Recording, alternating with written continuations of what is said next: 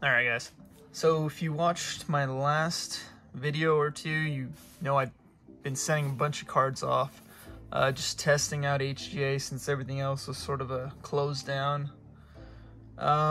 So what I did was I got my first submission back just to see how they were going. In between, I actually submitted maybe 50, 60 cards. I don't even know, but I didn't ship any of them off until I got the first order back, which if you watch my other video, you'll see how that went. But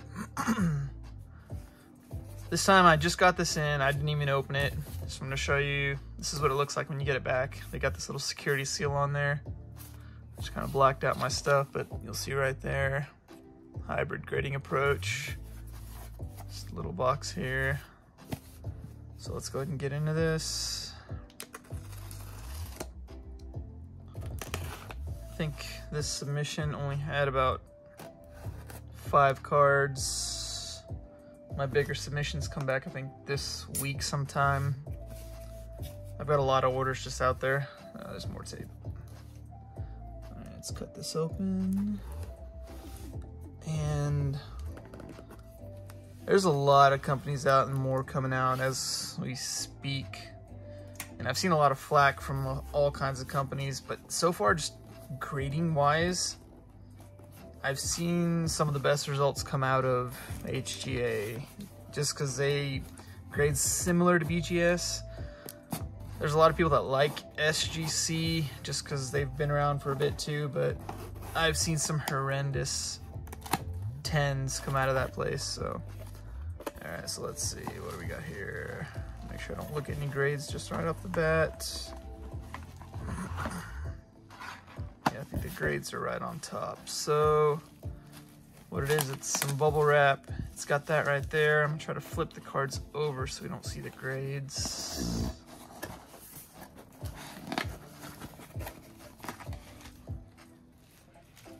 There we go. All right, more bubble wrap. And this little card right here. Enter to win some stuff. All right.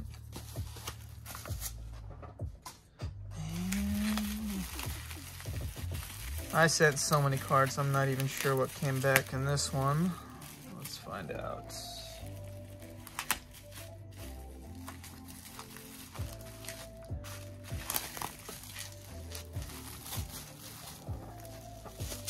And the only qualm I really have about their slabs is just the fact that they don't stack very well just because they didn't put a big enough lip on it. But like on my last video, you'll see how I pointed that out. All right, so it looks like I'm just gonna spread them across so we can see what we got going on here. 5 cards. We got 2 Justin Jefferson optics. We've got a Jordan Love optic. And got a CD Lamb prism and 1 basketball card in this lot, which was, I think, my first Anthony Edwards I pulled. Let's start with these optics and we'll save the prisms. So we got 2 Justin Jeffersons. Let's hope one of these is better. Let's see. 9. All right, not bad. Got 2 9.5s, 2 9s.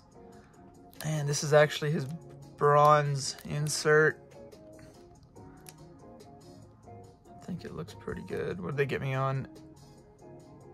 Centering and edges.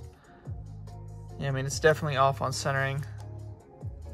On the edges, it's really hard to tell, but they really zoom in on these cards as opposed to some other companies. So if you were to send this card off to, like,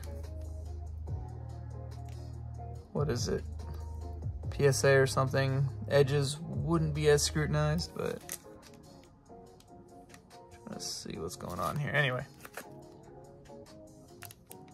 And yeah, it's definitely, you can see this side's fatter than this side, which I think, according to PSA's leeways, that could qualify as a 10 because they give you way more room than most companies do. All right, so, and another 9. This one was the hollow they get me on this time. 1 9.5s, 9s all around besides that.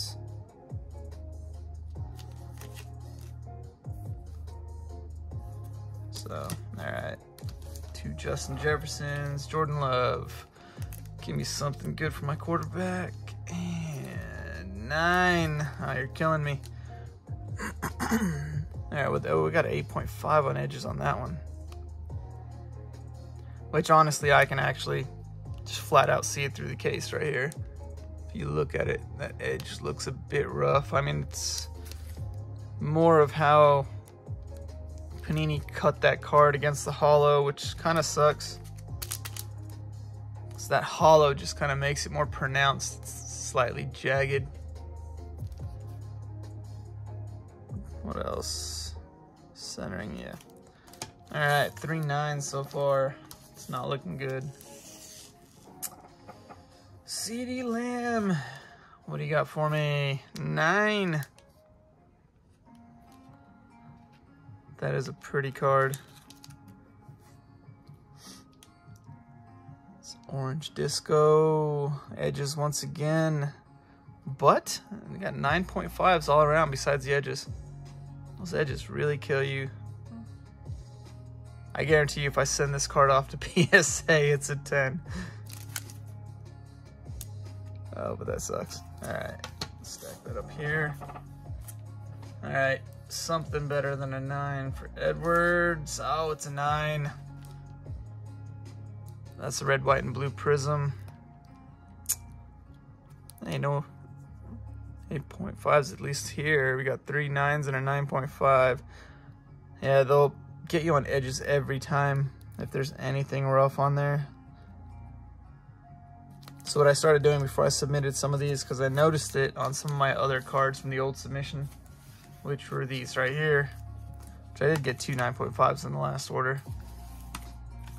This one I was real happy about because there's all kinds of surface that could easily show a scratch or something on that card, but luckily nothing. In fact, they gave me a 10 on edges on that card, which is nuts. All right.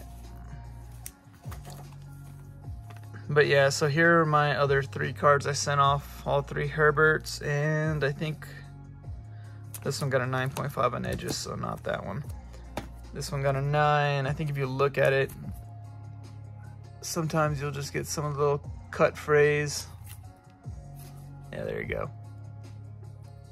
See the cut phrase right there? So what I realized before I send these off now, if you see any of that, some of that stuff is actually real easy to get off if you just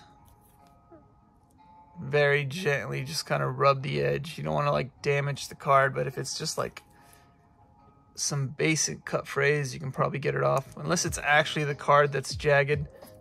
But in this case, I think it was just excess paper that was on the side.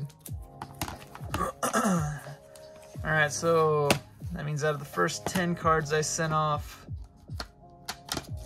8 9s and 2 9.5s. Now I'm okay with that because in the realm of grading, these are easy 10s at PSA, and honestly, if I were to send most of these off, I guarantee you half of them would be 10s. Because PSA grades real light on centering, first of all. Edges, they don't really pay a whole lot of attention to. PSA will get you for corners and surface for the most part. But there's one thing I am happy about. If I were to buy a BGS slab, or not a BGS slab, an HGA slab, BGS as well, I'm fairly confident that whatever the grade is probably what the card's gonna be. I bought 2 SGC prism, 1 prism and 1 optic Herbert's optic color, and they were both SGC 10s, and it really pissed me off. One of them was this card actually, except it was an SGC 10, and it super pissed me off because see how that corner right there is just red? It was blatantly halfway nicked in there, solid white, jammed up, and I have no idea how it got a 10.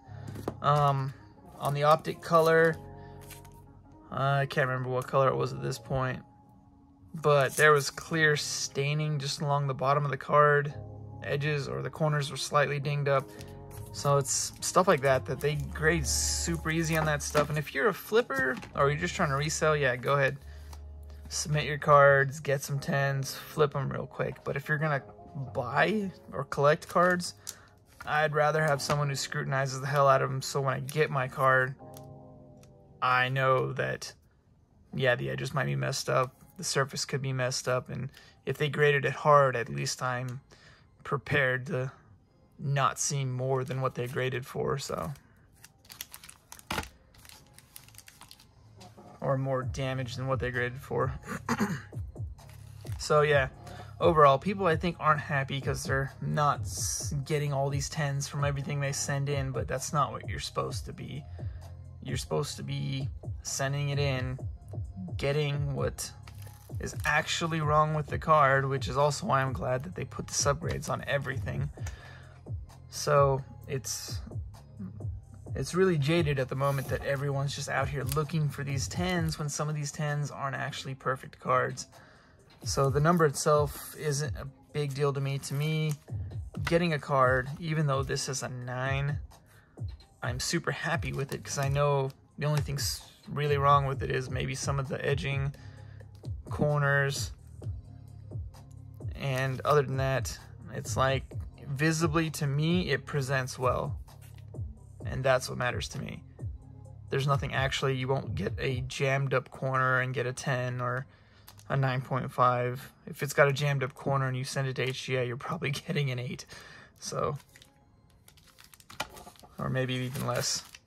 But other than that, I'm happy with these 9s. I think overall, once PSA starts grading a little bit harder, which I think they will, especially if they start implementing some of the AI and stuff like that that they're talking about, I think 10s are going to be very hard to get, and that may drive up the price of the existing 10s. So if you see some 10s on the market that are cheap, pick them up now, because you might not see them that often. 9s and 9.5s are probably going to end up becoming the norm. Even all the videos I saw from the latest national show, people were picking up 9s and 8s and 8.5s, because this is the realistic collecting. Basically what you're going to find out there. You're not going to find 10s. Cards aren't perfect. Very rarely are they perfect. So realistically, this is the condition of cards. So if you even get a 9, that's fairly good, especially with the way they're mass printing these things lately. Optic has been really bad, because I had a lot of optics I wanted to send off, but if you've looked at some of your optic cards lately, they'll have actual fibers embedded in the gloss, which kind of upset me, especially when I pulled some of the Jalen Hurts and stuff like that. I got quite a few of them, and they had actual fibers just in the helmet or somewhere else on the card, and I'm like, I can't get this. I'll get like a 7 on surface or something. So, but yeah, I mean, you're always going to get a dent or two, and usually they won't ding you too bad on that. You might get a 9 on surface, so that doesn't bother me as much as actually getting fibers and stuff in the clear coat. But like I said, that's the realism of cards. Most cards you're going to buy, if you're lucky, even if you pull them, if you're lucky, they're 9s. 10s are kind of out of the sphere of what should even exist. 9.5s are very realistic. So that is what you should expect if you're trying to pull a perfect card. It's usually going to be a 9.5. Nothing ever should ever even get close to a 10. It should be like BGS and their black label. It shouldn't happen that often. You shouldn't get a whole lot of 10s back. So, I mean, I have 10s, and the only reason I bought them is because they hold value, and I don't expect them to be perfect. For example, I got a couple trays just because the market was down, and they're all PSA 10s. Are they perfect? You know what? I haven't stared at them close enough to look at them that well. Centering was kind of hard to tell on this just because there's not identical sides to compare. But I'm sure if I put my little centering tool on it, wherever that is, I'll find something off center. This little guy right here. So I mean, when I send these cards in, I know when they're off. You can clearly just put it on there, and the borders will tell you how off they are. And so when I send them in, you can clearly tell that thing is off. So I'm not expecting a 10 on centering. Almost no card is centered well, unless you get a card that's very hard to like tell what the center line is on that. I mean, you can probably use a reference point from the bottom or the back, but yeah, I've got some horrendously centered cards before. But yeah, if you look at this, there's easily edge paper there from the cutting and stuff. PSA usually lets that sort of stuff slide. PSA lets a lot of stuff slides, but it's the popular grading company, so people use it. It's become the norm. Like, there's a decent edge, sort of. It's not perfect, but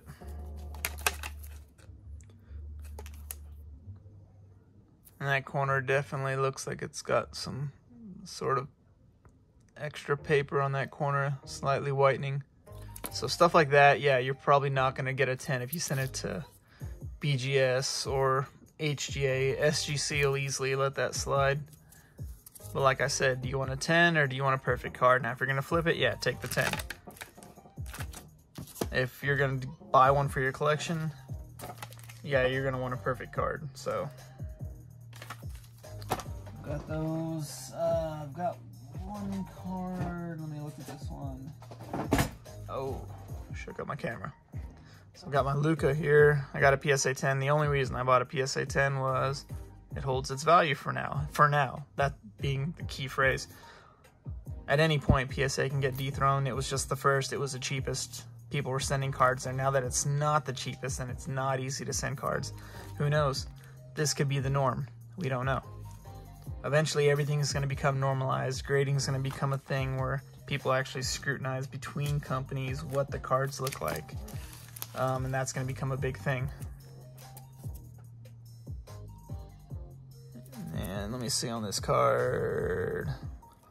I mean, they have a way bigger margin. I can't remember what it is, but their margin for error on the centering is way higher than most companies. Yeah, that card is easily not perfect, but their margin for error, like I said, is more than most companies.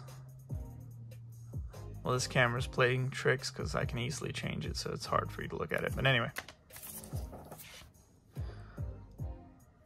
But yeah, like I said, when you buy stuff like this, chances are you're buying it because for now it'll hold value. And how long that'll last, we don't know.